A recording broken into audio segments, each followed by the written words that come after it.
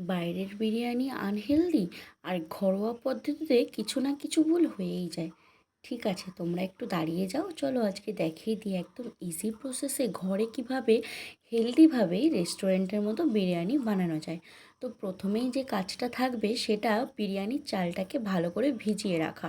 এটাকে মিনিমাম 1 থেকে 1.5 ঘন্টা ভিজিয়ে রাখলে খুবই ভালো হয়। অন্যদিকে আদা রসুনের পেস্টের মধ্যে জল দিয়ে সেটাকে ভালো করে ছেঁকে নেব, এই জলটাই কিন্তু আমাদের কাজে লাগবে। এরপরে কেটে রাখা পেঁয়াজ কুচি যেগুলো দিয়ে বেরেস্তা বানাবো, সেগুলি কড়াই গরম করে ভালো করে হালকা হালকাভাবে বাদামি হওয়া পর্যন্ত ভেজে নেব। এরপর ওই গরম তেলেই কিছুটা পরিমাণে গরম মশলা ফোড়ন, অর্থাৎ ওই দারচিনি এবং এলাচ, এইগুলো আমি দিয়ে ফোড়ন দিয়ে দেবো। তার মধ্যে আবারও কিছুটা কোচানো সামান্য পেঁয়াজ দিয়ে এরপরে যে আদা রসুনের পেস্টের জলটাকে ছেঁকে রেখেছিলাম, সেই জলটা আমি এখানে দিয়ে দেবো।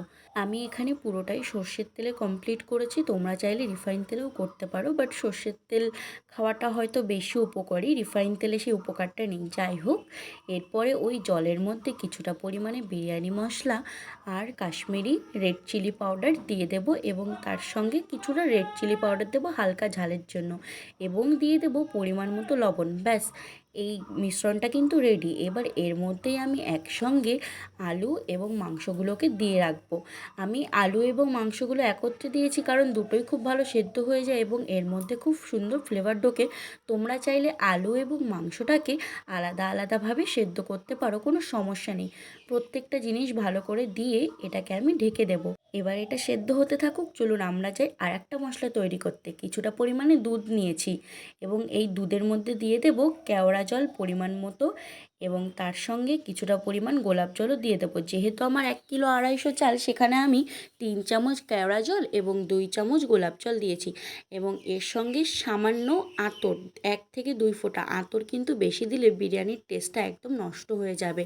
এবং এরপরে এর মধ্যে দিয়ে দেব কেশর। এইগুলো দিয়ে ভালো করে মিক্স করে দুধটাকে আমি রেখে দেব। এবার চলুন যাওয়া যাক সেই চালের দিকে। হাঁড়িতে গরম জল ফুটিয়ে তার মধ্যে দারচিনি, এলাচ, লবঙ্গ, তেজপাতা এগুলো দেব, এবং তার সঙ্গে কেটে রাখা দুটো লেবু দেব।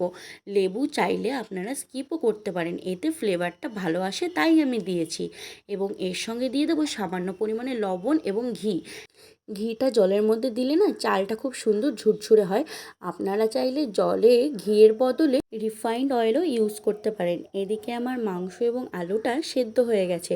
আপনারা যদি বুঝতে না পারেন তবে কিছু একটা দিয়ে এরকমভাবে আলুর মধ্যে এবং মাংসের মধ্যে কিছু একটা দিয়ে দেখবেন যে সেদ্ধ হয়েছে কি হয়নি। আর এরকমভাবে করলে না ওই আলু এবং মাংসটা এত পরিমাণে জুসি হয় এবং এর মধ্যে না সব রকম মশলা ঢুকে যায়। তো এগুলো সেদ্ধ হয়ে গেছে। আমি এবার প্রথমে আলু এবং তারপরে আস্তে আস্তে মাংসগুলিকে নামিয়ে রাখবো। দেখুন আপনারা, এখানে খুব সুন্দরভাবেই হয়ে গেছে এটা। আলু এবং মাংসটা নামানো হয়ে গেলে ব্যাস, এইবার হচ্ছে বিরিয়ানির লেয়ার তৈরি করে দম দেবার পালা। তো চলুন এবার দেখে নেওয়া যাক লেয়ারটা কি করে আমরা করব। এদিকে কথা বলতে বলতে কিন্তু ওদিকে চালটা ভালো করে ফুটে গেছে। দেখো, চালটাকে আমরা 80% সেদ্ধ করব, এর বেশি কিন্তু করব না, তাহলে না দম দিলে না ভাতটা একদম গলে যাবে কিন্তু। যাই হোক, এবার চলুন দেখা যায় দমটা কি করে দেব। তো প্রথমেই ওই যে আলু আর চিকেনের যে ঝোলটা ছিল সেটাকে একদম নিচের লেয়ারে দিয়ে দিলাম। এবার চিকেনের পিসগুলোকে সুন্দর করে সাজিয়ে দেব। এখানে চাইলে তোমরা আলুটাকেও আগে দিতে পারো, যেহেতু আলুটা সম্পূর্ণভাবে সেদ্ধ হয়ে গেছে তাই সেটাকে আমি আর নিচের লেয়ারে দিইনি। এবং এর উপর দিয়ে ছড়িয়ে দিলাম কিছুটা পরিমাণে খোয়া ক্ষীর এবং বিরিয়ানি মশলা। এই দুটোকে অ্যাড করে এবার এর উপর দিয়ে দিয়ে দেবো আমি কিছুটা মতো রাইস। আমার ফোনে একটু সমস্যা হয়েছিল তাই ভিডিওগুলো একটু আলাদা আলাদা হয়ে গেছে, তোমরা একটু ম্যানেজ করে নিও, আশা করি এটাতেও বোঝা যাবে। তো এই রাইসগুলো কমপ্লিট হয়ে গেলে দেওয়া, তার উপরে আমি এবার আরেকটা যে লেয়ার করব সেখানে আগে প্রথমে আলুগুলো সুন্দর করে সাজিয়ে দেবো।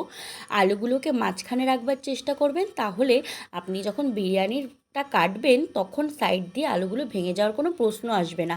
এবং এর উপর দিয়ে কিছুটা পরিমাণে বিরিয়ানি মশলা আবারও ছড়িয়ে দিয়ে ওই যে দুধের সঙ্গে মশলাগুলো গুলিয়ে রেখেছিলাম সেগুলোকে হালকা হাতে এইভাবে ছড়িয়ে দেবো। চামচ দিয়ে দিলে সব জায়গায় যায় না বা সব জায়গা পৌঁছায় না, সেই কারণে আমি হাত দিয়ে ছড়িয়ে দিয়েছি।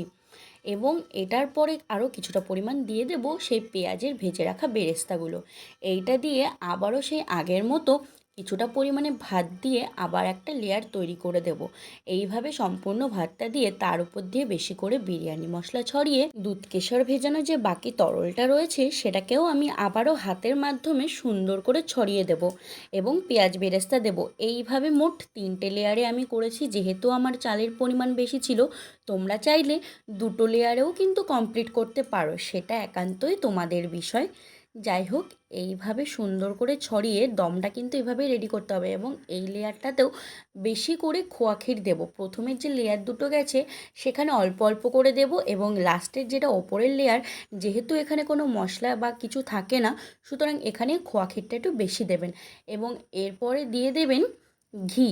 আপনারা চাইলে ঘিটাকে স্কিপ করতে পারেন এবং ঘিয়ের পরিবর্তে রিফাইন্ড অয়েলও ইউজ করতে পারেন। তো আমার এটা একদম বাড়িতে বানানো ঘি ছিল, সম্পূর্ণভাবে হেলদি।